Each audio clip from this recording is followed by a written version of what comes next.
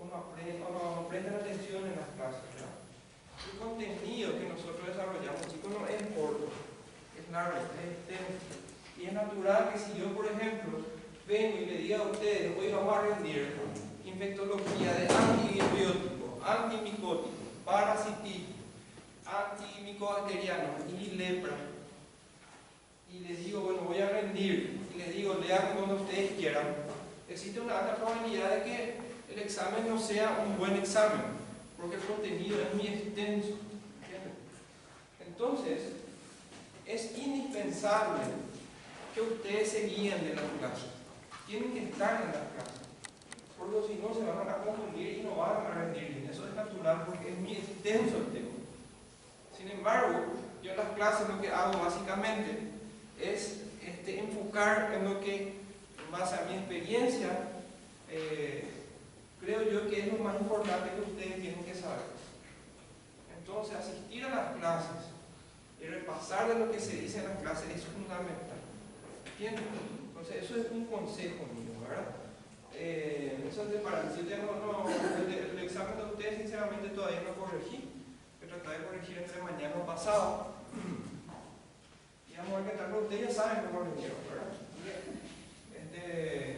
Entonces, no creo que haya mucha sorpresa en este tema, ¿verdad?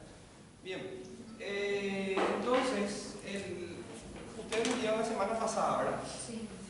La semana antepasada dimos con ustedes antimicóticos, ¿puede ser? Sí. Bien, entonces hoy vamos a comenzar el módulo de cardio.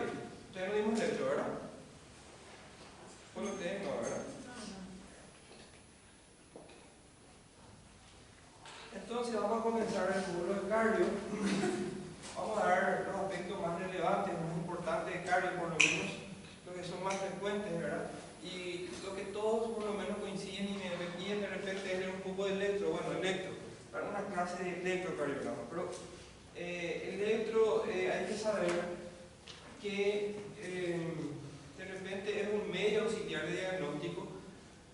¿Y por qué damos nosotros en terapéutica? Y bueno, el tema es de que para hacer una buena terapéutica nosotros necesitamos hacer un buen diagnóstico, ¿verdad? Y para hacer un buen diagnóstico en la parte cardiovascular es fundamental interpretar bien un electrocardiograma. Ahora, con el módulo de electrocardiograma tenemos un problema, o sea, con el desarrollo, con la lectura de un buen electrocardiograma, tenemos un pequeño problema, y es el motivo por el cual yo les trato, digamos, de darle un repaso a ustedes, porque eso es lo que es. Tenemos el problema de que es un medio auxiliar de diagnóstico que está muy extendido, ¿verdad? Por ejemplo, si yo tengo acá, estoy en una guardia, el hospital, qué sé yo, en IPS, ¿verdad? Y viene un paciente cardiológico, y viene un médico y me trae un aparato para hacer una ecocardiografía encima de la mesa. Y bueno, ¿a usted le parece que una ecocardio, tener un informe ecocardiográfico de un paciente que tiene insuficiencia cardíaca, por ejemplo, y disnea, puede ser útil? ¿Le parece sí o no? Sí, es muy útil, porque me puede ayudar a ver si no hay signos indirectos de isquemia, me puede ayudar la fracción de eyección, a ver qué tipo de insuficiencia cardíaca es. Es muy útil una ecocardiografía. Estoy hablando de electrocardiograma, ecocardiografía. Ahora, el mismo paciente, yo también en la guardia, soy médico, soy clínico, y me traen un electrocardiograma, paciente con disnea e insuficiencia cardíaca. ¿Es útil un electrocardiograma? ¿Les parece que puede ser útil o no? En ese mismo paciente, que está con disnea, con insuficiencia cardíaca aguda, ¿necesito yo de un electro, sí o no, chicos? Eso no me lo estoy preguntando. Sí necesitamos. ¿Qué puede estar teniendo ese paciente que está con disnea y una disnea aguda? ¿Cómo? Puede ser una arritmia, muy bien. ¿Qué más? Un infarto o un miocardio, muy bien. El electro es fundamental. Ahora, ¿cuál es la diferencia entre el ecocardio y el electro? Y bueno, le voy a decir la diferencia, es sencillo. Para que un médico aquí en Paraguay, por lo menos, estoy seguro que en Brasil no creo que sea diferente, puede hacer una ecocardiografía, tuvo que haber terminado la facultad, tuvo que haber terminado la residencia de clínica médica, tuvo que haber terminado la residencia de cardiología y encima otra vez haber hecho un curso de ecocardiografía. Entonces, si el médico que está ahí frente al escritorio no sabe manipular la ecocardiografía, no está obligado a manipular. ¿Me entienden? Porque tiene que ser un cardiólogo certificado. Sin embargo, el electrocardiograma es un medio diagnóstico que cualquier médico recibido tiene que saber hacer y tiene que saber interpretar. O sea, ustedes están obligados, una vez que terminen la facultad, a saber interpretar un electrocardiograma. Esa es la diferencia. ¿Y qué significa eso? Eso significa que tiene implicancias médico-legales. ¿Entienden? Si ustedes tienen en la guardia un electrocardiograma, le viene un paciente con disnea y ustedes no saben hacer un electro, le medican, le ponen su oxígeno, el paciente amanece, pasa 8 horas, 6, 12 horas y al día siguiente viene otro médico y le hace y sale que hay un infarto, ese médico que no le hizo va a tener problemas, lo más seguro, lo más probable. ¿Entienden? Entonces, el electrocardiograma se convierte en un elemento que yo tengo que aprender en la facultad, lastimosamente. ¿Entienden? ¿Cuál es otro problema del electro? Yo les pregunto a ustedes, ¿el electrocardiograma, para qué les puede servir el electrocardiograma? Les pregunto a ustedes. ¿Cómo? ¿Qué puedo diagnosticar yo con el electro desde el punto de vista médico? Actividad eléctrica cardíaca, pero yo les pregunto diagnóstico así, enfermedad. ¿Cómo? Puedo diagnosticar arritmias cardíacas, es más, existen muchas arritmias que solamente con un electro puedo diagnosticar. Un infarto agudo de miocardio. El infarto de agudo de miocardio, que es una de las principales causas de muertes cardiovasculares, una de las principales causas de insuficiencia cardíaca, justamente tiene una clasificación que es fundamental, que ustedes tienen que saber como médicos. ¿Cómo se clasifica el síndrome coronario agudo? Síndrome coronario con supradesnivel o elevación del ST y sin elevación del ST. O sea que de entrada, luego, para que yo pueda saber qué tipo de infarto es, necesito un electrocardiograma. ¿Y eso tiene alguna implicancia terapéutica, les parece a ustedes, sí o no? Tiene muchísimo. Porque un paciente, ¿qué le voy a hacer a un paciente que está con un infarto agudo con supradesnivel? ¿Qué estoy obligado a hacer? Estoy obligado a hacer, porque ¿cuál es la principal causa del infarto? Una obstrucción por un trombo, una ateromatosis. Entonces, cuando yo tengo un supradesnivel, probablemente la obstrucción es completa. ¿Y qué tengo que hacer sí o sí? Tengo que hacer fibrinolíticos. Y tengo que hacer un cateterismo para lisar ese trombo, ¿entienden? Sin embargo, si es con supradesnivel, no es necesario hacer esa urgencia. Entonces me va a determinar una conducta que lo peor de todo, ¿saben qué es? Que tengo una ventana terapéutica. Yo tengo hasta 6, máximo 12 horas para poder hacer eso. Pasadas las 12 horas, lo que murió ya murió y el paciente ya se queda con secuela de insuficiencia cardíaca de por vida. ¿Entienden? Si es que no muere. Entonces, diagnosticar arritmias, clasificar un infarto para poder tomar una conducta terapéutica. ¿Qué más?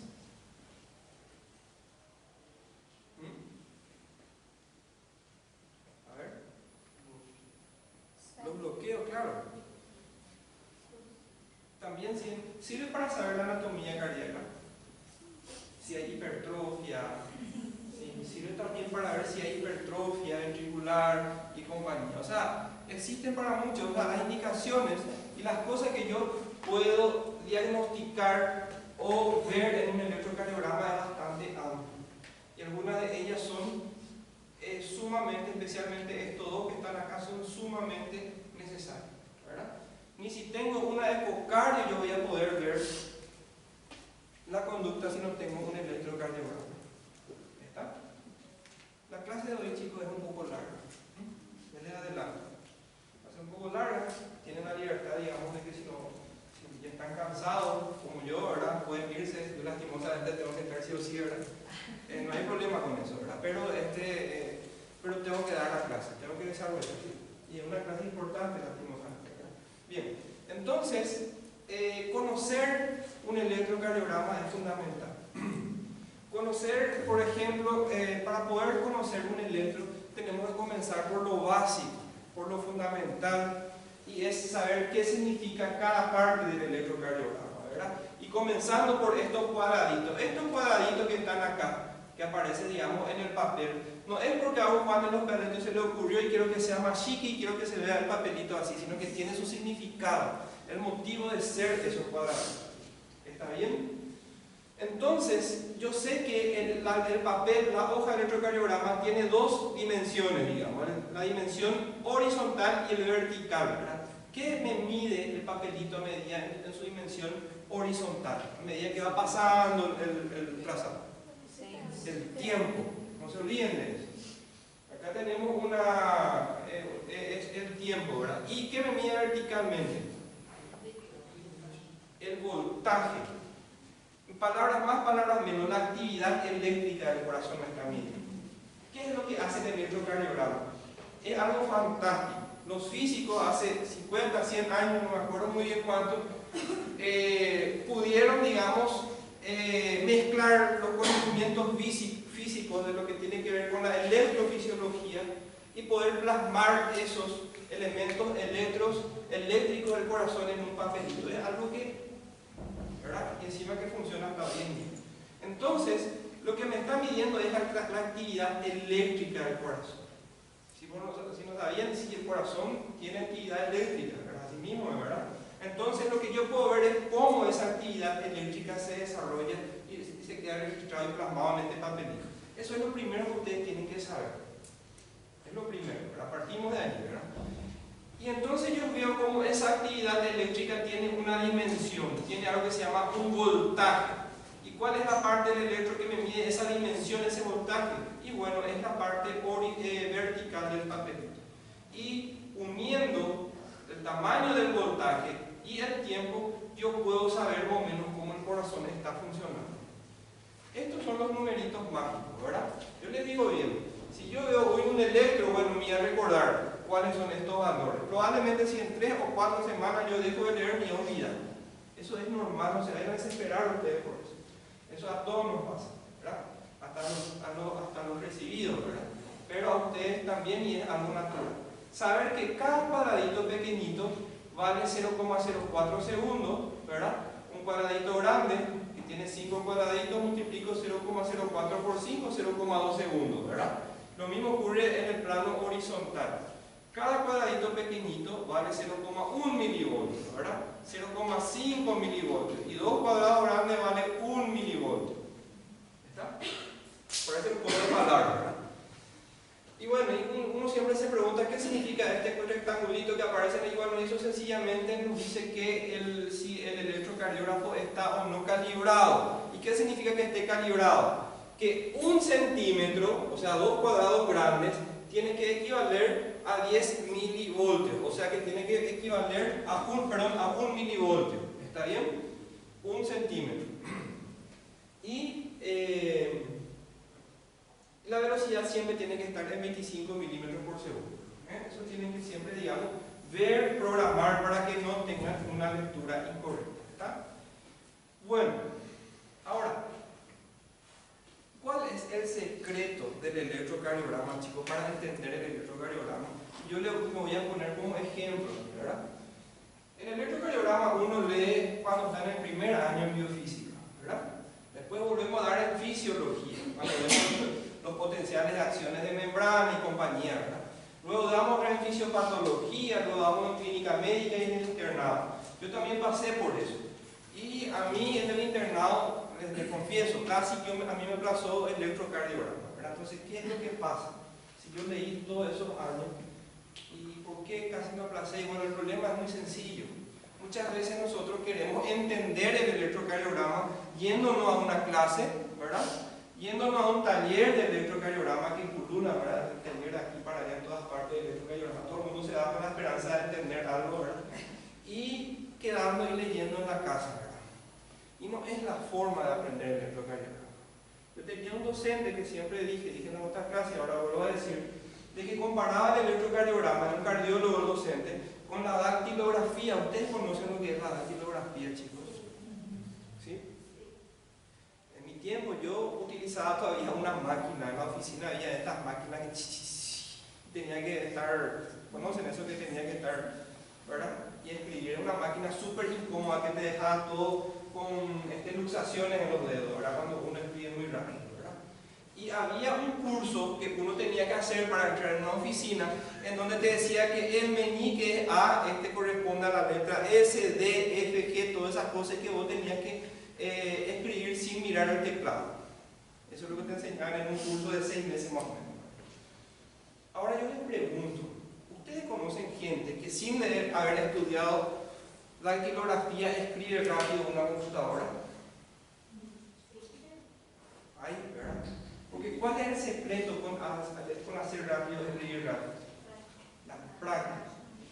Uno tiene que hacer, escribir y escribir, y uno aprende a escribir sin mirar el teclado de forma de memoria practicando. Lo mismo ocurre con el electrocardiograma.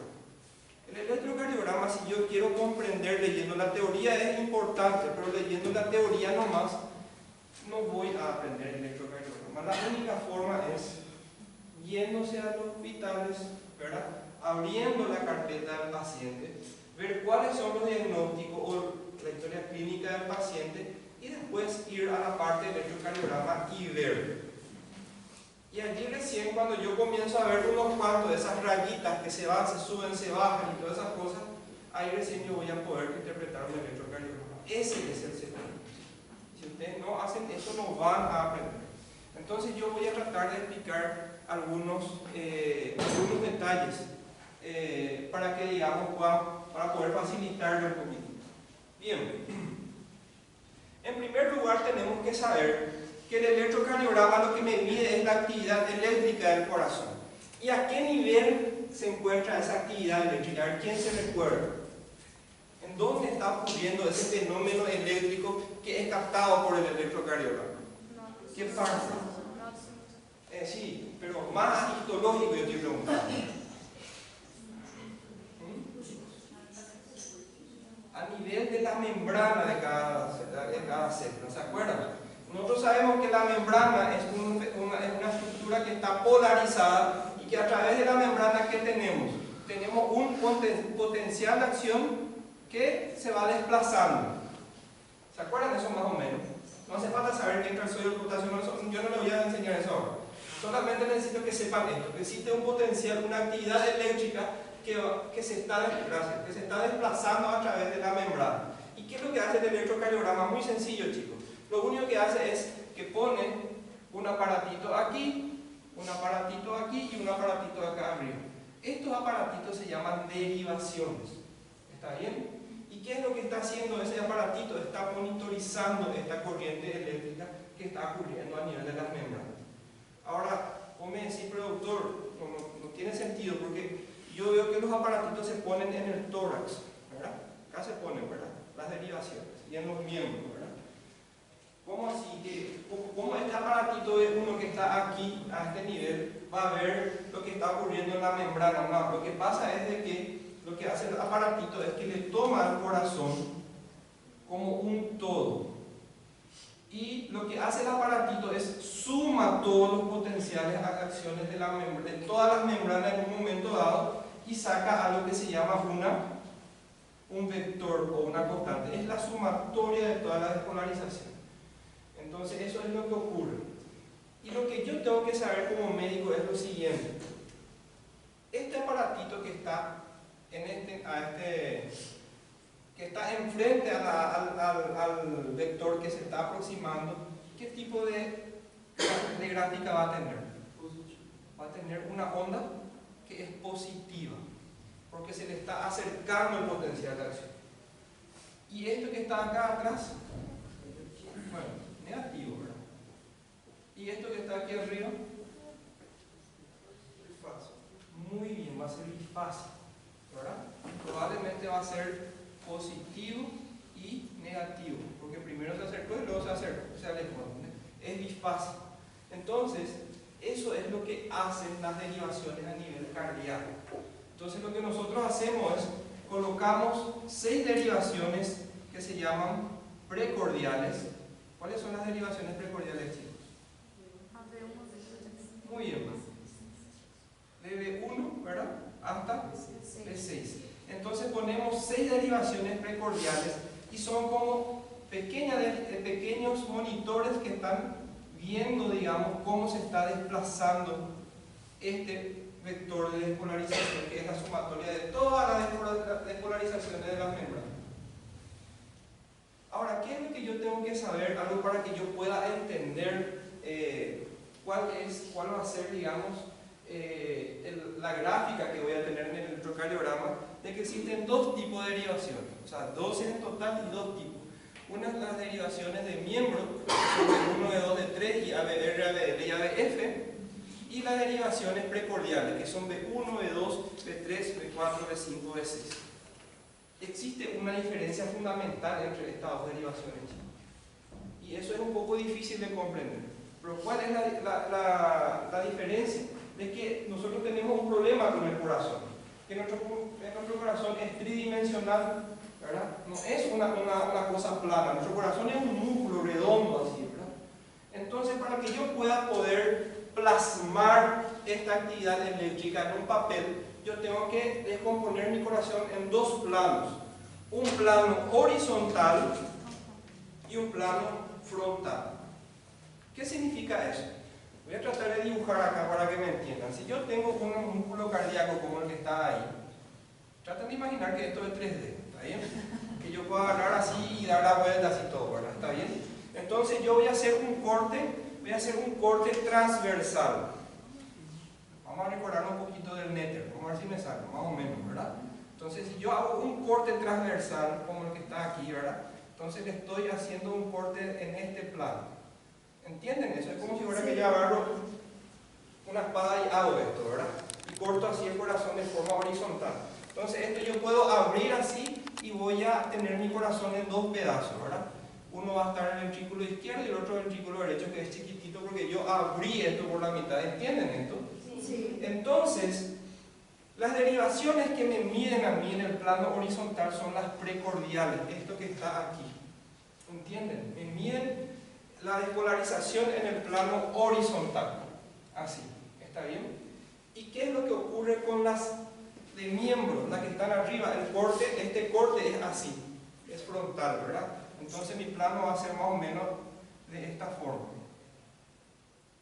Entonces el corazón se le corta, es como si fuera que yo agarro el cuchillo y hago un corte de esta forma. ¿Entienden? Entonces yo, ¿cómo voy a abrir el corazón? Voy a abrir así, como una puerta. ¿Y cómo va a quedar más o menos el dibujo de mi corazón? Va a quedar más o menos así. ¿Está bien? ¿Entienden esto? El corte es así, ¿verdad? ¿Y cuáles son las derivaciones que se encarga de ver aquí? Son las de miembro. ¿Este cómo se llama? De 1. ¿Dónde está de 2? De 2. ¿Está bien? De 3, ¿dónde está? ¿Dónde está ABR? ¿Dónde está ABF, chicos? ¿Está bien? ¿Y ABL? Ahí está. Entonces, mis derivaciones frontales son las que están allí arriba. Y mis derivaciones precordiales son las que están aquí. B1, B2, B3, B4, B5, B6. Entonces, esto se está encargando de monitorizar la actividad eléctrica de forma horizontal y esto de forma frontal. ¿Entienden? Y lo primero que yo tengo que saber ahora es saber cuál es mi vector de despolarización. Y normalmente en el plano frontal suele ser de esta forma mi vector de despolarización, ¿entienden? Y en el plano horizontal más o menos suele tener esta dirección. Y si esto yo recuerdo más o menos, yo voy a poder saber cuáles van a ser las ondas en las diferentes derivaciones. Por ejemplo, ¿cómo va a ser mi onda en D2? Teniendo en cuenta este concepto. Va a ser un QRS predominantemente positivo o negativo. Positivo, porque se acerca el vector hacia acá. Entonces va a ser probablemente un QRS predominantemente positivo. ¿Cómo va a ser en ADR? Va a ser predominantemente negativo mi QRS. ¿Cómo va a ser en 3? Probablemente va a ser más o menos bifásico, ¿está bien? Va a ser probablemente de esta forma, ¿entienden? Entonces, eso es lo que, por eso es que mide 2, mide 1 generalmente es positivo, acá suele ser bifásico dependiendo más o menos de esto. Lo mismo ocurre, ¿cómo va a ser en B1? ¿Va a ser positivo o negativo? Negativo va a ser mi QRS. ¿Y cómo va a ser en B6, perdón? Positivo. Y acá cada vez va a ser menos negativo, acá probablemente va a ser isodifásico, ¿verdad? Acá va a ser también un poco isodifásico, ¿está bien? Y acá probablemente ya va a ser positivo. Y esta es la forma en que está trazada en ese papelito que muchas veces nos cuesta entender. No olvidarse, ¿verdad?, de que esta es la forma de colocar en el cuarto espacio intercostal derecho e izquierdo. Esto ustedes ya sabrán el semaforito, ¿verdad? Rojo, amarillo y verde, y negro neutro en el pie derecho. Bueno, eso ustedes van a aprender en las prácticas, ¿verdad? Esto es lo que yo les estaba mostrando acá. Quería nomás que entiendan por qué este dibujito tiene esta forma, por qué este dibujito tiene esta forma. Y acá solamente es saber cuál es el vector de despolarización. Entonces, como acá está B2, ¿verdad? Como vemos, B2, 60 grados, entonces el QRS normalmente suele ser positivo. Lo mismo ocurre con B1, B2, que de negativo, a medida que me voy hacia B6, mi QRS va siendo predominantemente positivo. Esto se llama progresión del QRS. Y eso es lo que está registrado en este papel. ¿Entienden? Entonces, si ustedes se fijan, nosotros siempre tenemos que cortar por la mitad. Lo que está por acá son B1, B2, B3, B4, B5, B6. Lo que está para acá. Lo que está para acá son las derivaciones de miembros. 1, 2, 3, ABF, ABL, ABF. ¿Está bien? Entonces vamos a fijarnos en esta mitad primero. Fíjense, ¿se cumple esto, chicos? Quiero que se fijen bien. ¿Se cumple o no? Se cumple, ¿verdad? B1 es negativo, negativo, bifásico, bifásico, positivo, positivo. Es exactamente lo que pasa acá. Y eso tiene una explicación. Y esta es la explicación. O sea, en primer lugar saber esto, de que cuando un vector se acerca a la derivación tiene una expresión positiva, negativa cuando se aleja y bifásica cuando está de forma perpendicular. Y esto es lo que ocurre aquí. Y eso es lo que se ve en la hoja del electrocardiograma. ¿Entienden? Y lo mismo, vamos a ver ahora al otro lado, ¿verdad?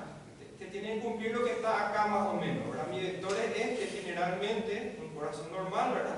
Y entonces, suponiendo que esto es un electrocardiograma normal, vemos que en 1 y en 2 es positivo, en 3 es más o menos isodifásico, como vemos acá, ¿verdad? Y en ABR generalmente siempre es negativo, ¿verdad? Y en ABF, en ABL positivo y ABF también positivo, generalmente. ¿Entienden eso, chicos? Eso es, digamos, la razón de ser de las ondas del electrocardiograma. Por eso es que yo tengo que saber en dónde es más predominantemente negativo, en dónde es más predominantemente positivo y en dónde es isodifásica. Y conociendo estas expresiones yo puedo saber más o menos la situación anatómica del corazón y cuáles son sus características, como vamos a ver.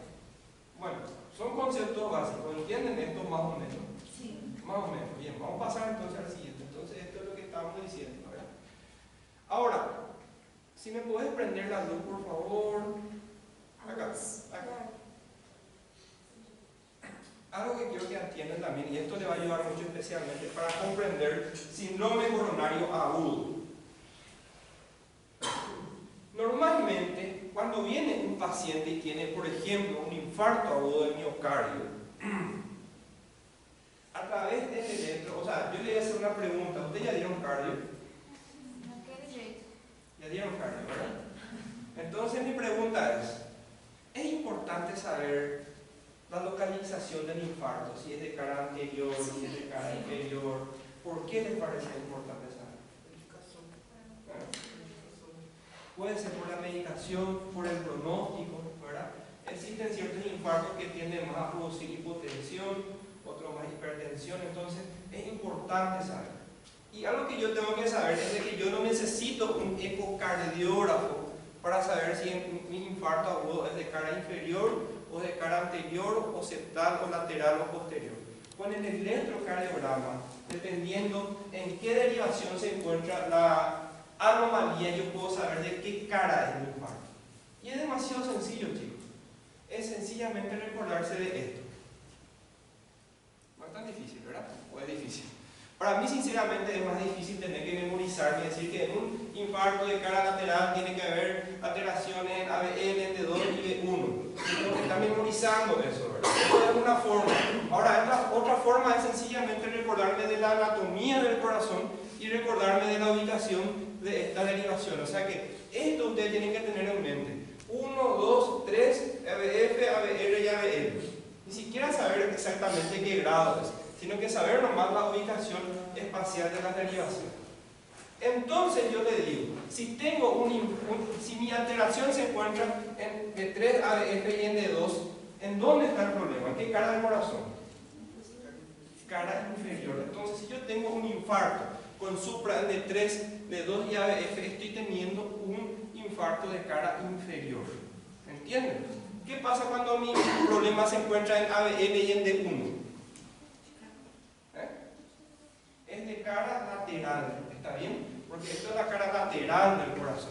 Ahora yo les pregunto, con estas derivaciones de miembro que me mide el plano frontal, ¿yo puedo saber si es un infarto de cara anterior? No. Entonces, ¿dónde me voy a fijar? Me voy a fijar en las precordiales, ¿está bien? Entonces, si yo tengo una alteración en B3 y B4, ¿infarto de qué cara es? Es de cara anterior, ¿está bien? Si tengo un infarto en B1 o B2, es un infarto septal. Y si es en B5 y B6, también cara lateral. Por eso cara lateral es ABL de 1, B5, B6. Anterior, cara septal y cara inferior. Eso nomás es. Entonces es recordarse nomás la anatomía, o sea, recordarse cómo están dispuestas las derivaciones en relación a la pared cardíaca. Ahora, si a ustedes les parece que es más fácil, otra opción es memorizarse esto. ¿Entienden? Pueden memorizarse esto si quieren, ¿verdad? No hay ningún problema. Entonces, saber que cara anteroseptal es de 1 a B4, anteriores de 3 a B4, laterales todo lo que dijimos hace rato. ¿Entienden? Ustedes eligen cómo aprender, ¿verdad? Cada uno aprende, ¿verdad? Como mejor. Si hay gente que tiene memoria prodigiosa, ¿verdad? Yo admiro mucho, mi memoria es lamentable, ¿verdad? Pero bueno, en fin. Entonces, la topografía de las ondas es muy importante, especialmente para cuando vemos síndrome coronario agudo, ¿verdad? Y bueno, luego ya es sencillamente saber qué significa cada onda a nivel del electrocardiograma. ¿Está bien? Sí. Esse V8 de cara posterior, ¿Cómo? não é muito usual você colocar esses eletrodos. ¿Por cuál me estás diciendo vos? 7 vezes. Ah, perdón, eso no les dije, sí. Es muy cierto lo que me dicen, ¿verdad? Acá mismo está, ¿verdad? Cuando estamos hablando de un electrocardiograma convencional, ¿verdad? De 12 derivaciones, lo que nosotros colocamos son las 6 de miembro, ¿verdad? Y las de B1 a B6, ¿verdad? Ahora, están también las derivaciones precordiales de ventrículo derecho, ¿está bien? Y están B7, B8 y B9, que son las derivaciones que se ponen aquí en la espalda, ¿está? ¿Eso en qué caso vos pones? En caso de que vos sospeches. ¿Está bien? Vos tenés un electrocardiograma, vamos a ver más adelante. Muchas veces ocurre cuando hay un infarto, algo que se llama imagen especular o en espejo. ¿Qué significa esto? Que si yo estoy teniendo un infarto, por ejemplo, en cara inferior, con supradesnivel, yo puedo tener un supradesnivel aquí, ¿verdad? Tiene que ser de esta forma. Un supradesnivel aquí. Y normalmente yo puedo tener una imagen en espejo en las derivaciones que están opuestas. Entonces acá yo puedo tener un infra a este nivel, ¿verdad? Entonces si yo veo un infra, por ejemplo, en estos niveles, yo puedo sospechar de que estoy teniendo, por ejemplo, un infarto de cara superior. Eso es más de especialidad. Yo no quiero que ustedes, no es mi idea que ustedes se confundan. Ahora, ¿qué es lo importante que vos sepas, Sandra? Lo importante es de que si yo quiero ver el ventrículo derecho, tengo que utilizar las derivaciones derechas, poner B1, B2 como está, y luego poner, en vez de colocar este lado, tengo que poner hacia acá. Y si yo quiero ver cara posterior, tengo que poner las derivaciones y luego continuar B7, B8, B9. Entonces eso es lo que tengo que hacer si quiero ver esas caras. Pero nosotros no nos vamos a complicar con eso. que va a ser cardiólogo, después va a aprender y nos va a enseñar, ¿verdad? ¿Está bien? Bueno, bien, buena pregunta, es cierto. Y acá justamente está, creo que puse B7B8, la coronaria derecha o cara posterior, ¿verdad? Y el ventrículo derecho de B3 y se le agrega R, ¿verdad? R derecho en inglés, ¿verdad? Bien. Ahora vamos a pasar a esto que es muy importante, el significado de cada onda. Yo sé que ustedes ya saben. La onda P, ¿qué significa, chicos? Despolarización auricular. Entonces, si yo quiero saber la actividad de las aurículas o la forma de la aurícula o lo que sea, tengo que ver las ondas P. Otra cosa que es importante, bueno, eso en primer lugar. En segundo lugar, el PR. El PR es importantísimo. ¿Está bien? ¿Esto cómo se llama? Se llama segmento PR. ¿Es lo mismo segmento que intervalo? ¿Cuál es la diferencia? Muy bien. Cuando decimos segmento solamente estamos hablando de líneas isodifásicas, o sea que líneas isoeléctricas, ¿verdad? Cuando estamos hablando de segmento, ¿verdad? Sin embargo, cuando hablamos intervalo, también le abarca una onda. Por ejemplo, el intervalo PR o el segmento PR son diferentes. ¿Está bien? El segmento PR es básicamente esto, chicos, voy a mostrar. Esto es el segmento PR. Y el intervalo PR va desde el inicio de las ondas P hasta el inicio del QR. Esa es la diferencia entre un segmento y un intervalo. Y esto es el segmento PR. Nosotros lo que más realmente utilizamos es el intervalo PR. Acá está. Intervalo PR. ¿Está bien? Y acá está el segmento PR. Entonces, esto es lo que más nosotros utilizamos, el intervalo. Ahora, yo les pregunto, ¿qué es lo que mide el intervalo PR, chicos?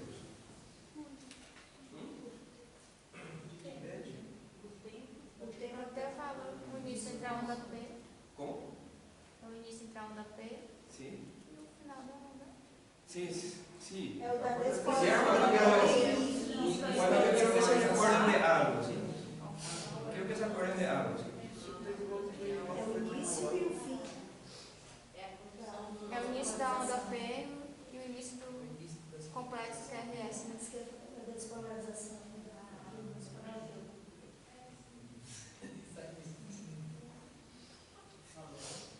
No es una lengua. ¿Qué es esto?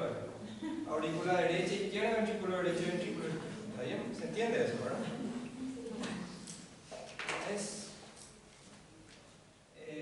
listo, ¿sí? Entonces, esto es. ¿Qué está aquí, chicos? Muy bien, ¿esto? Na aurícula ventricular. Bien, nosotros sabemos en dónde comienza la despolarización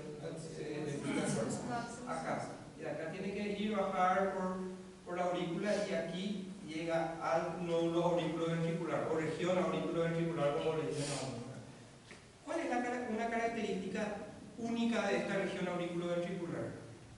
¿Qué tiene que pasar acá? Nosotros sabemos que eléctricamente la aurícula está totalmente aislada del ventrículo por un tejido fibroso. Solamente por acá puede pasar la electricidad desde la aurícula al ventrículo, solamente por esta región. ¿Y qué característica tiene esta región? Existe un retraso natural o fisiológico. ¿Qué es lo que nosotros queremos? Queremos primero que se contraiga la aurícula y después recién se contraigan los ventrículos. De aquí pasan a esto. ¿Cómo se llama esto, chicos? Muy bien, haz de His. Esto, rama izquierda y rama derecha. La rama izquierda tiene otra vez un fascículo anterior y un fascículo posterior. Y luego ya están las fibras de Purkinje. ¿Se acuerdan? Entonces, lo que tengo que saber es que mi actividad eléctrica tiene que comenzar acá, pasa por la aurícula, se retiene en el nódulo auriculoventricular, luego pasa al haz de His y luego a las ramas derecha e izquierda. Esta secuencia es muy importante que se respete. ¿Entienden? Para que yo pueda tener un trazado como este. Y el intervalo PR, ¿verdad? ¿Qué es lo que me mide? Me mide justamente el retraso fisiológico que ocurre a nivel del nódulo auriculoventricular. Y ese concepto es muy importante para que ustedes puedan entender los diferentes tipos de bloqueo auriculoventricular. Que vamos a ver después. ¿Bien? Entonces, el PR, lo que ustedes tienen que saber es que me mide ese retraso fisiológico que ocurre a este nivel. ¿Ya está? Luego, ¿qué significa el QRS? Repolarização ventricular. Muy bien, despolarización ventricular. La onda T, Repolarização. la repolarización. ¿Y qué pasó con la repolarización auricular? ¿Cómo? Muy bien. El QRS como que le enmascara, ¿verdad? ¿Y qué significa esta onda que está acá chiquitita?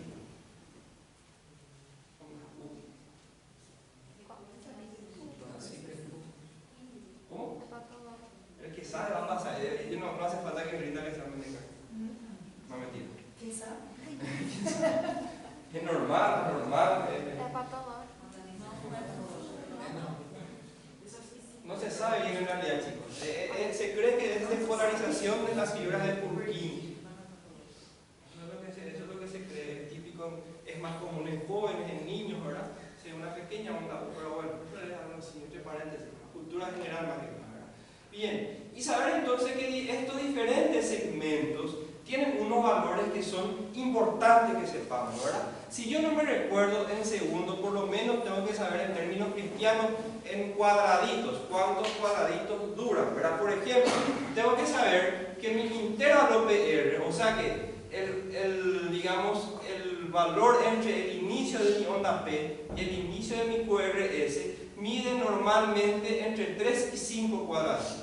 O sea que tiene que haber 1, 2, 3, 4, máximo 5 cuadraditos.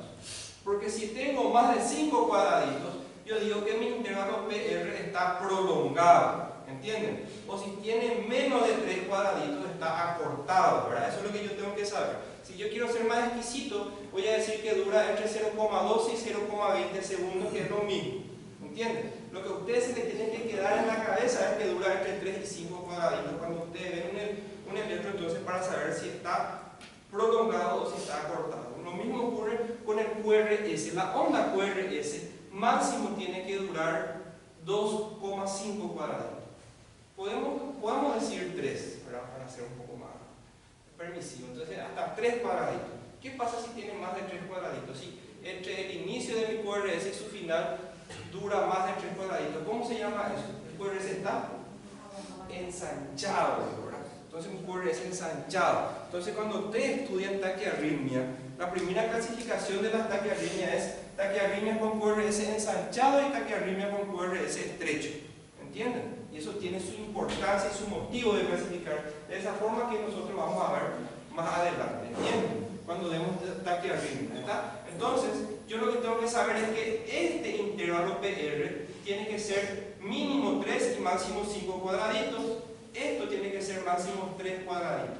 Eso es algo que yo tengo que saber. ¿Está bien? Tengo que saber que mi segmento ST, que es esto que está acá, tiene que ser isoeléctrico, tiene que estar al mismo nivel de la onda isoeléctrica. Porque si está aumentada, está, digamos, hacia arriba, yo digo que hay un supradesnivel. Y si está hacia abajo, digo que hay un infradesnivel. Y eso es muy importante, especialmente cuando estudio patología isquémica, ¿verdad? Y luego, saber las diferentes ondas T, ¿verdad? Bueno, eso ya es algo más exquisito, ustedes van a ir repasando que mi onda P tiene que ser normalmente positiva en D2, en D1 y siempre negativa en ABR. El QRS, ustedes ya saben, eso ya vimos, y la onda T lo mismo, ¿verdad? Entonces eso son cosas que ustedes van a ir dando de a poquito, ¿verdad? Pero lo que sí me gustaría es que por lo menos traten de recordarse los intervalos, cuántos cuadraditos de ancho pueden medir cada uno, ¿verdad? Bien, entonces segmentos, esto es lo que dijimos, un intervalo es cuando ya está una onda dentro, digamos, de lo que estamos midiendo y las diferentes ondas que ya estudiamos, ¿verdad? Y para que yo pueda interpretar con el electrocardiograma, yo lo que tengo que tratar de recordar es esto, chicos. Si yo recuerdo esto, es mucho más fácil, ¿entienden? Entonces, cuando yo voy a interpretar con el electrocardiograma, voy a ver el ritmo, la frecuencia, el eje eléctrico, la rotación, los intervalos PR y QT, y el estudio de las ondas y segmentos es sencillamente ya recordarme de esto. ¿Está bien? Entonces, una tarea para ustedes sería, por ejemplo, o sea que una tarea que depende de ustedes, yo no voy a controlar eso obviamente, es que ustedes se vayan a las prácticas, pidan permiso al doctor que está ahí en la sala y al doctor, ¿puedo ver la carpeta del paciente? No creo que haya un doctor que se les niegue, ¿verdad? Entonces ustedes agarran y traten de informar el electrocardiograma ustedes. Y cuando yo voy a informar, cuando ustedes sean residentes dentro de 3 años, cuando estén en la recorrida, el médico adjunto o el jefe de sala te va a decir, a ver doctora, léeme este electrocardiograma. Ustedes tienen que decir, este es un electrocardiograma que se encuentra a un ritmo regular, con una frecuencia aproximadamente de 80, tiene un intervalo PR normal, un QRS no ensanchado, el eje eléctrico está aproximadamente en 60 grados, una rotación que es normal, las ondas P, QRS y T aparentemente están normales, ¿verdad? Ese es un informe y esto es lo que ustedes tienen que poner en la cabeza, ¿entienden? ¿Verdad? Entonces, ¿cuál es la tarea de ustedes para que ustedes puedan hacer eso? Agarren la carpeta del paciente y escriban. Y teniendo primero el copiatín en sus celulares, bueno, tengo el ritmo, a ver qué tal el ritmo, es regular. Y bueno, ustedes van informando, informan. Cuando informen 10, 15 electros por ahí ya se van a recordar. Después eso tiene que ser persistente, ¿verdad? Ahora, ¿cómo yo voy a saber cómo puede ser el ritmo en un electrocardiograma? 2 tipos de ritmo nomás tenemos, ritmo regular o irregular. Eso nomás, ¿verdad? Un ritmo regular o irregular. Y también se suele decir que el ritmo es sinusal o no sinusal, ¿verdad? Bien, entonces, para que yo pueda saber si un electrocardiograma tiene un ritmo regular o no regular, ¿qué es lo que tengo que hacer? Y normalmente lo que tenemos que hacer es lo siguiente. Necesitamos, chicos, esto que se llama tira de ritmo. Lastimosamente no todos los electrodos están programados para hacer eso. Todos se pueden hacer.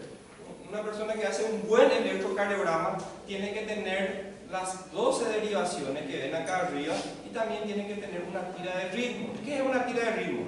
Esta es la derivación 2. Esto que está acá es igualito que este. ¿Cuál es la diferencia entre este y este? Que este es cortito, ¿está bien? Sin embargo, este es largo. Esa es la diferencia. Y esto, la tira de ritmo justamente es para poder ver el ritmo. Entonces, ¿qué yo hago? Esto es un electro grande, el electro del paciente es más chiquitito. Yo agarro una hoja y lo que puedo hacer es esto. Marco acá 1, cada QRS marco, ¿verdad?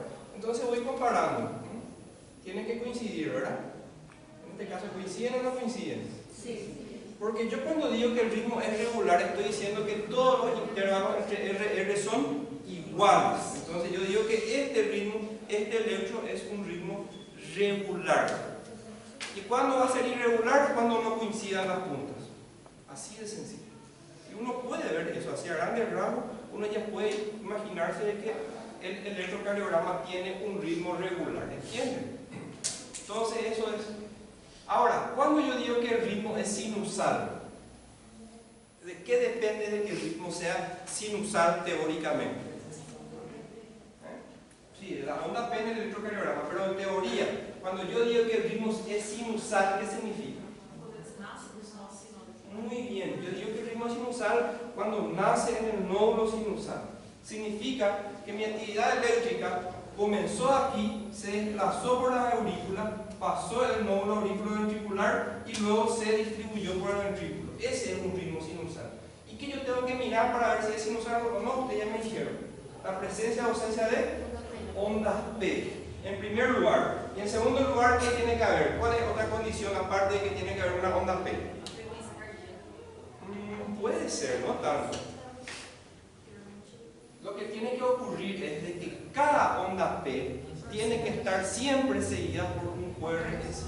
Entonces, ondas P, QRS, ondas P, QRS, ondas P, QRS. ¿Qué significa eso? Que es la aurícula que tiene el control.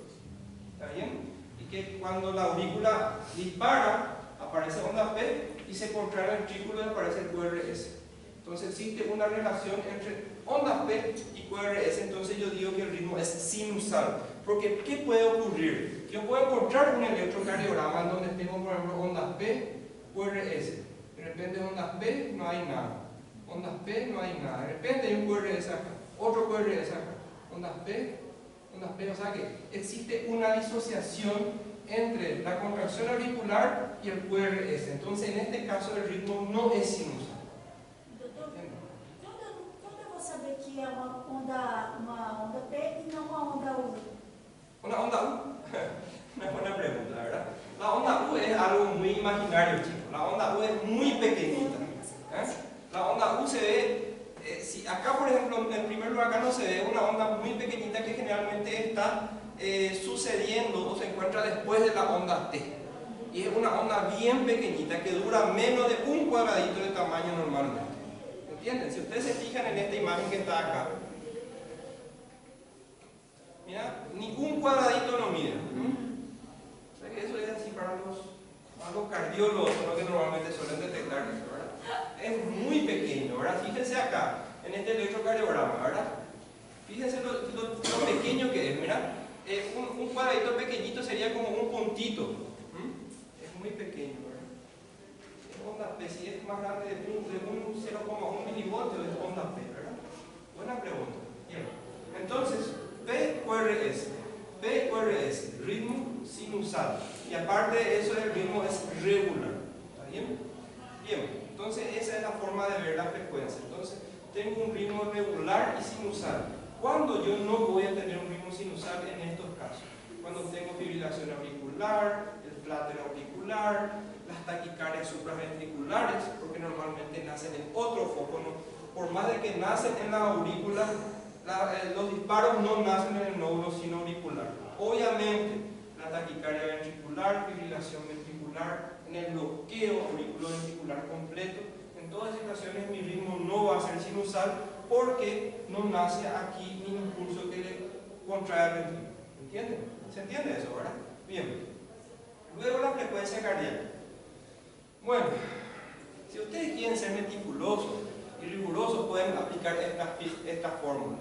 Lo que tiene que ver es medir la distancia entre 2R en milisegundos y dividir por 1500. O sea, tengo que ver desde acá hasta acá cuántos milisegundos existe. Veo acá hay 5, 10, 15, hay aproximadamente 17. 17 tengo que multiplicar por cuánto. ¿Cuánto mide cada cuadradito?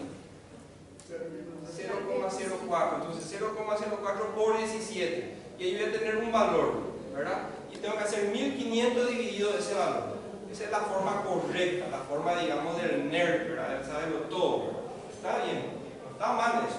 Pero una forma mucho más práctica es sencillamente ver la cantidad de cuadrados grandes que hay entre un QRS y otro. Ese es mucho más fácil. Y lo que tengo que saber es que normalmente una frecuencia normal, ¿cuánto es la frecuencia cardíaca normal? ¿Entre cuánto y cuánto? Según la teoría. Entre 60 y 100. Y lo que tengo que saber recordar nomás es que si tengo una frecuencia de 100, normalmente voy a encontrar 3 cuadrados grandes entre un R y otro. Y si tengo una frecuencia de 60, voy a encontrar 5 cuadrados grandes entre un R y otro. Palabras más, palabras menos. Si entre una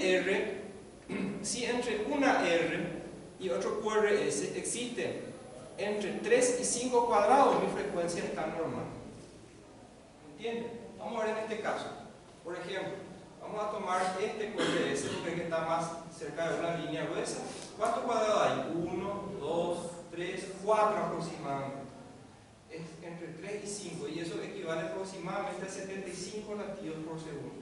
¿Entienden? Eso es mucho más práctico. Porque no hace falta que yo sepa que el paciente tiene 68,5 latidos por segundo, por minutos. No es necesario. Yo lo que tengo que saber es si el paciente no está taquicárdico, entonces el paciente va a tener menos de 3 cuadrados entre una R y otra R, o si no está bradicárdico, entonces voy a tener más de 5 cuadrados entre una R y otra R. ¿Entienden? Bueno, eso se hace cuando mi ritmo es regular. Ahora, si yo tengo un ritmo irregular, lastimosamente, yo necesito de esto, chicos. ¿Y qué es lo que se hace? Y tengo que contar 30 cuadrados, lastimosamente no me voy a librar. Tengo que contar 30 cuadrados. 1, 2, 3, 4, 5, 6, 7, 8, 9, 10, 11, 12, 13, 14, 15, 16, 17, 18, 19, 20, 21, 22, 23, 24, 25, 26, 27, 28, 29, 30. Voy a contar 30 cuadrados grandes. Tengo que marcar eso en mi hoja de electro. Y luego tengo que contar cuántos QRS hay. ¿Y cuánto hay?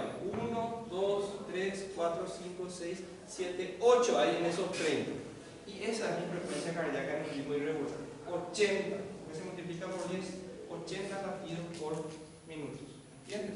Eso tengo que hacer cuando el ritmo es irregular y eso tengo que hacer siempre. Y eso es un error frecuente. porque el electrocardiograma va a informar acá normalmente de forma electrónica.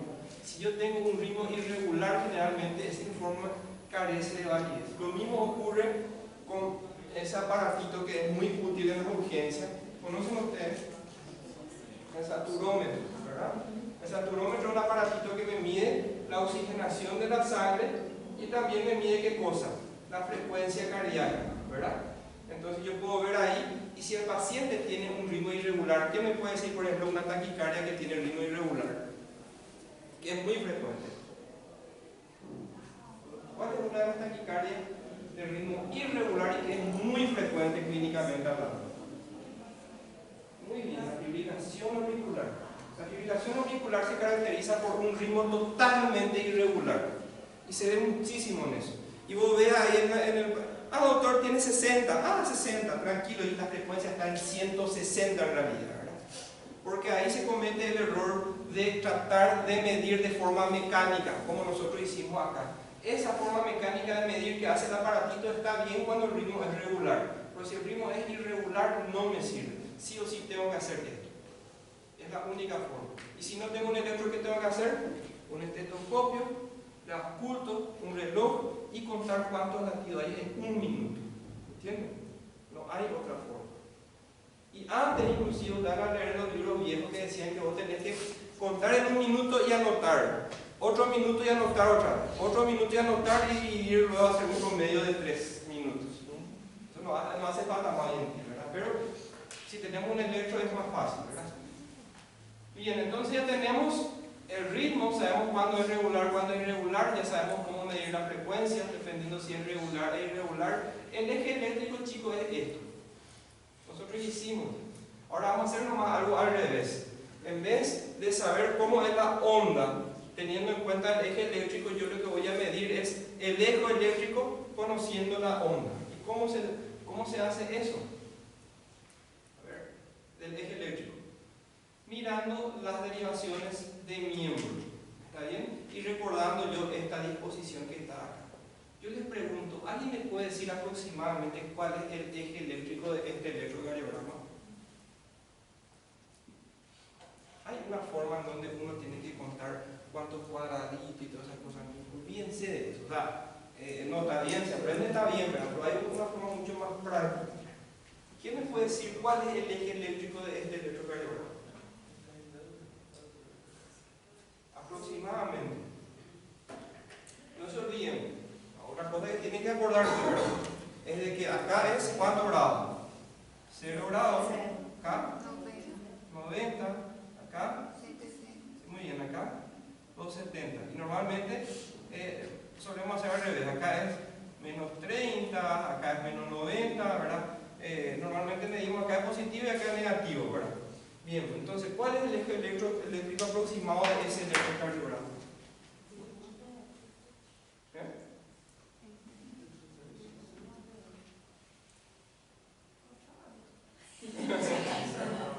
Vale, chicos, vamos. Traten de recordar esto. Bien, vamos a hacer lo siguiente. La forma más básica de saber el eléctrico es ver cuál es la derivación más isodifásica. ¿Cuál es la derivación más isodifásica? AB. F. F es positivo. Este. Isodifásico es esto, chicos. Esto que está acá. A ver. Bueno. Este es isodifásico. El 3 es 1, 2, 3. Esto es 2. No se ve, no va por la raya. Este es 1, 2 y esto es 3. Este es el más isodifásico. ¿Qué significa que este sea isodifásico? Significa de que, ahora yo voy a traer acá eso, voy a extrapolar acá. Esto es 1, 2, ¿está bien? Esto es 3, ¿verdad? ¿Dónde está BR? ¿Dónde está BF? A ver, esto es BF, ¿está bien? Esto es BL y esto es BR. Entonces, ¿qué significa si yo en el electrocardiograma tengo un isodifásico en 3, chicos? Desde el punto de vista del vector, del eje eléctrico. ¿Qué significa que acá sea isodifásico? Está perpendicular. ¿Cómo? Está perpendicular. Que es perpendicular mi eje eléctrico. Muy bien. Significa que si esto, mi B3 tiene esta dirección, significa que mi eje probablemente es perpendicular. ¿Entienden? Lo que está acá. La derivación está perpendicular al eje. Por eso es isodifásico. ¿Entienden? Y eso es lo que ocurre acá. Ahora lo único, ya sé que mi eje eléctrico está más o menos acá. Ahora lo que tengo que saber es el sentido. Si va hacia acá o si se está yendo hacia arriba. Eso es lo único que me falta saber. ¿Y cómo yo puedo saber eso si está acá o acá? ¿Cómo yo puedo saber? ¿En dónde tengo que mirar? Para saber si mi eje está aquí o está acá. Puedo ver en 2, ¿verdad? Porque coincide mi eje con el 2. ¿Cómo tiene que ser mi QRS en el 2? Tiene que ser positivo. ¿Y en dónde más puedo mirar? PR, ¿cómo tiene que ser mi eje? Negativo. Y eso es lo que yo veo acá. Fíjate en la BR, es negativo. Fíjate en 2, es positivo. Isodifásico. Entonces, aproximadamente mi eje está a nivel del 2. ¿Qué significa eso? Que es aproximadamente 60 grados. ¿Entienden? Entonces 0, 90, 60 grados. ¿Es normal o anormal? Normal. Porque nosotros decimos que el eje eléctrico normalmente está entre menos 30 y positivo 110 más o menos, ¿verdad? ¿Está bien? Aproximadamente. Entonces eso es la forma de ver el eje eléctrico. ¿Está bien? Acá está, entre menos 30 y 120, y eso es lo que yo tengo que hacer, ¿verdad? ¿Entienden eso, chicos? Eu ainda não entendi a parte do isodifásico. Isodifásico. Desculpe. Está bien, está muy bien que pregunte. Isodifásico significa cuando yo agarro una derivación, ¿verdad? O un electrodo, como este que está acá, pongo yo a nivel de la superficie, ¿verdad? Y mi derivación puede estar a grandes rasgos en 3 posiciones. Puede estar de frente de mi vector de despolarización, puede estar detrás o puede estar perpendicular. ¿Qué significa que esté perpendicular? Es como si fuera que el tipo se pone de arriba y está mirando cómo pasa enfrente de él. Sin embargo, si yo me pongo de frente, estoy viendo como que está viniendo hacia mí. Y si me pongo detrás, yo veo que el vector se está alejando de mí. Y isodifásico yo me pongo de arriba. Ni no viene ni no se va, sino que pasa así enfrente de mí. Y si está pasando enfrente de mí, eso registra una despolarización isodifásica. ¿Qué significa acá? Mi D3, mi derivación 3, la fotito o la cámara o el sensor tiene esta posición. Está mirando de hacia abajo. ¿Está bien? Y si mi vector de despolarización está pasando así, ni se está acercando ni se está alejando, sino que pasa de forma perpendicular, entonces por eso es que tiene un trazado isodifásico. Vamos a cambiar la situación. Si mi vector está pasando de esta forma, o sea que si mi vector está en 0 grados, o sea que puede pasar, ¿cuál es la derivación que está mirando de forma perpendicular? ¿Cuál es la derivación que le ve no de frente ni hacia atrás, sino que de hacia abajo, de forma perpendicular? Es ABF. Significa que ABF va a ser isodifásico.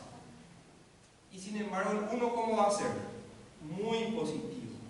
Y en 3 probablemente va a ser un poquito negativo porque se aleja de 3. ¿Entienden? Entonces, isodifásico significa de que es la derivación que ve cómo el vector pasa de forma perpendicular. Si yo tengo mi eje de despolarización en esta dirección, aproximadamente menos 30, ¿cuál va a ser la derivación que va a ser isodifásica? ¿Cómo? Muy bien, la derivación 2, que está acá. Y también el ABR probablemente.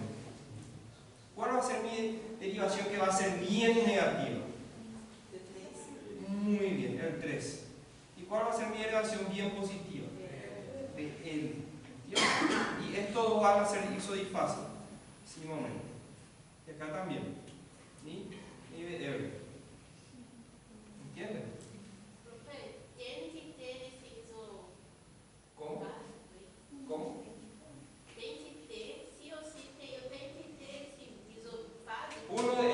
sí o sí tiene que ser más o menos isodifásico. Más o menos, No, puede ser de que ninguno sea perfectamente, ¿verdad?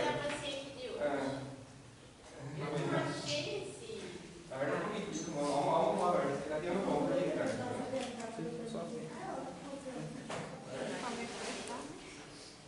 Usted tiene que buscar el más isodifásico. Que no le queda claro. Digamos, le queda claro. ¿Qué piensa?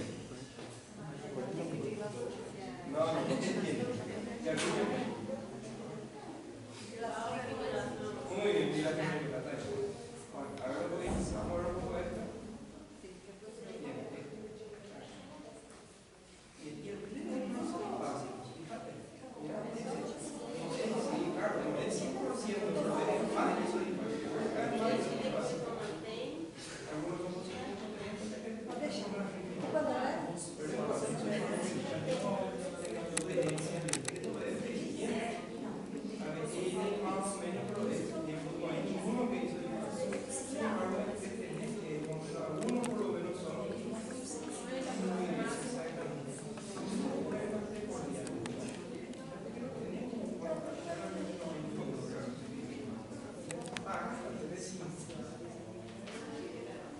Pero eso no es un papel. Todo perfecto. Siempre tienen que complicarnos las cosas. Bien, ¿entienden esto más o menos, chicos? Sí, Más o menos. Solo practiquen. Agarra y ven cuál es tu pregunta. Y así te vas a ir aprendiendo. ¿Está bien? Ese es un ejemplo muy interesante que vamos a ver más adelante. Eso, ¿sí? Bueno. Bien, entonces ese es para ver el eje eléctrico. ¿Qué es lo que hay que saber? Que si el eje eléctrico se encuentra por encima de 30, decimos que el eje eléctrico está desviado a la izquierda.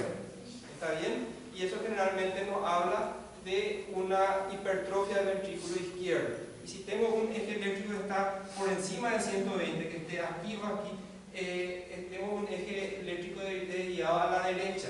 Generalmente patología del ventrículo derecho, como una hipertrofia o una hipertensión pulmonar. ¿Está bien? Eso es el significado de eso, ¿sí? Bien, luego la rotación cardíaca. La rotación cardíaca es sencillamente lo siguiente, chicos, no es para complicarnos demasiado. Tenemos que ver en ese caso las precordiales y qué es lo que uno espera normalmente. Y lo que uno espera normalmente es que ocurra esto que está aquí, que de B1, que es predominantemente negativo, se vaya haciendo menos negativo, luego isodifásico y luego positivo. Eso es una rotación cardíaca normal. Entonces, de ondas QRS en B1 predominantemente negativo se vayan haciendo menos negativas, isodifásica y luego predominantemente positiva. Si yo tengo a esto se le llama progresión de del QRS, se llama, en las precordiales. Entonces, si yo tengo esa progresión normal de negativo a positivo, yo digo que mi corazón tiene una rotación normal. ¿Entienden? ¿Y qué suele ocurrir? Y bueno, muchas veces lo que suele ocurrir, por ejemplo, es esto. ¿Qué es lo que le llama la atención en este electrocardiograma? Estamos hablando de las precordiales. Que a veces está positivo. Uno está positivo, ¿verdad? ¿Y eso es normal o anormal? Normal. Es anormal, chicos. Fíjense que normalmente uno tiene que ser negativo y después hacerse positivo. Sin embargo, acá yo tengo positivo desde B1 ya. Significa de que mi eje, o sea que no es mi eje, sino que mi corazón está rotado a la derecha. La rotación a la izquierda en las precordiales generalmente es difícil de interpretar, porque lo que uno ya tiene normal ondas de más negativa y ondas en B1 y ondas QRS más positiva en B6. Entonces es difícil de ver si está rotado a la izquierda. Pero cuando está rotado a la derecha, normalmente yo veo que desde B1 ya tengo QRS positivo. ¿Entienden? Essa rotação que você fala também em relação à localização do micromotor, por exemplo? Claro. La rotación significa esto, chicos, así. Cuando mi corazón está girado a la derecha ocurre esto. Rota hacia acá, normalmente por hipertrofia. Agranda el ventrículo derecho que está acá, rota así, y entonces hace que mi QRS en B1 B6 sea muy positivo. A captação das ondas. ¿Y qué va a pasar con mi tucórido? Que está acá, va a pasar atrás. ¿Entienden? Se va hacia atrás. ¿Entienden? Ahora, ¿qué es lo que pasa con el eje? El eje tiene que ver con razón en este plano. ¿Entienden? Una antihoraria y horaria. ¿Entienden? Bien. Todo tiene que ver con la anatomía cardíaca. Bien, luego tenemos el intervalo PR y el QT corregido. Ya hablamos nosotros de eso. Dijimos que el PR normalmente tiene que ser entre 3, que es 0,12, y 5 cuadraditos. ¿Está bien? Y cuando yo tengo por encima de 5, ya estoy hablando probablemente de qué? De una patología a nivel auriculoventricular, un bloqueo auriculoventricular. Y después vamos a ver si es de primer, segundo o tercer grado. ¿Está bien? Y el QT corregido. El QT corregido es, ¿cómo era? Es un cálculo que tenemos que conocer por lo menos la teoría. ¿Por qué? En primer lugar, ¿qué es el QT? El QT, el intervalo QT es digamos, la distancia entre el inicio del QRS y el final de la onda T. Este es el QT, ¿verdad? Que yo puedo directamente contar cuántos cuadraditos hay, multiplico por 0,04 y ese es el QT. Lastimosamente el QT tenemos que corregir, ¿en base a qué? En base a la frecuencia cardíaca. Ahora, ¿qué es lo que yo tengo que saber como médico? En primer lugar, ¿es importante o no saber el QT corregido? El valor del QT corregido. ¿Me interesa o no desde el punto de vista de la patología? ¿Qué les parece? Sí.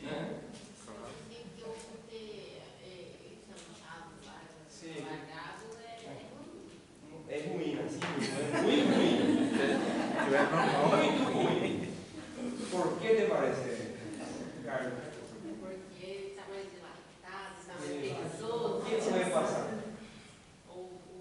Está demorando mais a passar o negócio lá, a Bueno, la respuesta es que cuando yo tengo un QT prolongado, es lo que puede ser hasta un ritmo regular, puede desencadenar o convertirse en una arritmia maligna. Específicamente puedo tener una torsión de punta dorsal de Points, como se dice, ¿verdad?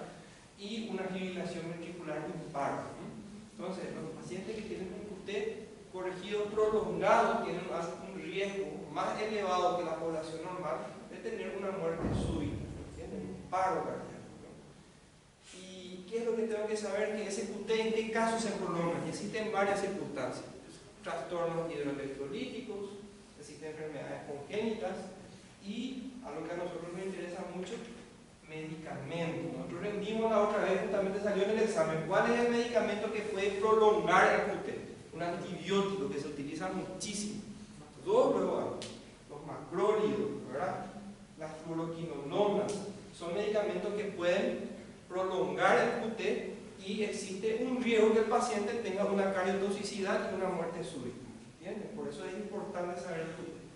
Entonces yo tengo que saber esta fórmula y bueno, lastimosamente tengo que saber. Entonces, ¿qué es lo que yo hago? ¿Cómo se mide el QT? Y bueno, lo que yo hago es lo siguiente. La fórmula nos dice que es el QT que estoy midiendo sobre la raíz cuadrada de un intervalo RR. ¿Qué significa eso en términos cristianos? Significa que tengo que ver cuánto mide. Vamos a suponer que yo quiero medir este QT que está acá. Entonces yo tengo que primero medir este QT que está acá. Tengo que ver cuántos cuadraditos. Acá hay 5, 6, o sea, 5, 10 cuadraditos. ¿Cuánto es 0,04 por 10? 0,4, ¿verdad? ¿Bien? Entonces esto mide 0,4. Porque yo, ¿qué es lo que hice? 0,04 por 10. ¿De dónde yo saqué ese 10? El cuadradito, ¿verdad? 1, 2, 3, 4, 5, 6, 7, 8, 9, 10 cuadraditos. Cada uno vale 0,04, ¿está? Entonces 0,04 por 10 es 0,4. Y luego tengo que ver cuánto hay entre un R y el R anterior al que estoy midiendo. Entonces tengo que ver que hay 5, 10, 15, 20, 21. ¿Quién puede multiplicar 21 por 0,04? Es 0,8, 0,9 más o menos. Entonces sería 0,9. Entonces la raíz cuadrada es 0,9. Entonces yo tengo que dividir 0,4 dividido la raíz cuadrada de 0,9. Y eso se hace con una calculadora. Não é 0,04. ¿Verdad? Y me va a salir un valor acá. Y ese valor que me sale es el QT corregido, que es aproximadamente 0,4 en el varón, ¿verdad? Y aproximadamente 0,35 en la mujer. 0,13. Más o menos. Sale. Opa, tiene un QT corto, que también es otro trastorno, ¿verdad? Otro problema. ¿Verdad? Pero bien, eso es el valor normal. Si me sale más que esto, tengo un QT prolongado. ¿Entienden? ¿Está? ¿Se entiende más o menos? Ahora, chicos, yo quería decir algo, ni yo no me acuerdo de esto. ¿Está? Hoy en día existen aplicaciones, ¿verdad? Tiene que meter la frecuencia cardíaca, ¿verdad? Y mete, ¿verdad?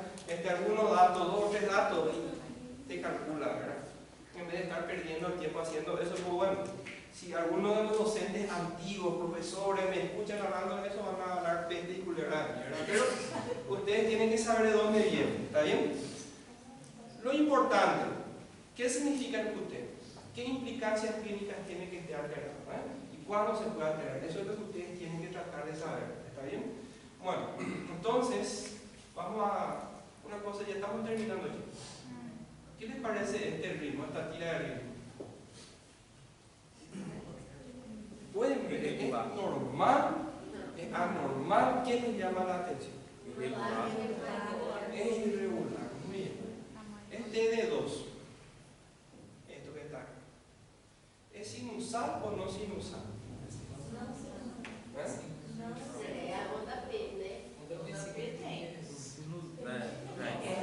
un ritmo sinusal y es un ritmo irregular. ¿Tiene sentido eso? Sinusal.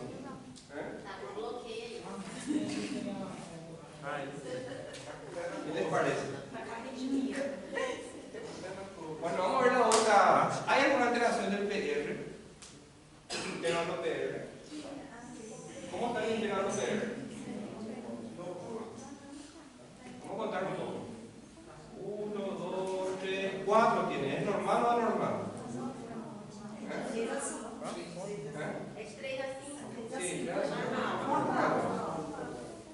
¿Está ensanchado o no nuestro QRS?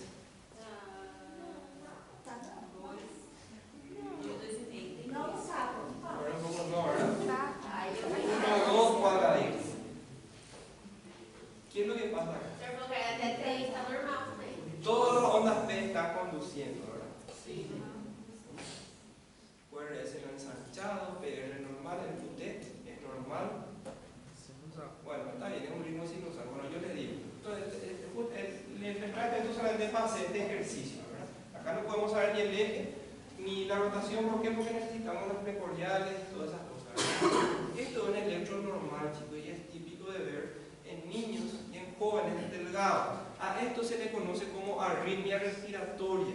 Es un concepto fisiológico. Normalmente cuando uno inspira profundamente, existe una mayor descarga simpática, y el simpático estimula el corazón y produce taquicardia. Cuando uno expira, existe mayor tono vagal. ¿Y qué hace el vago?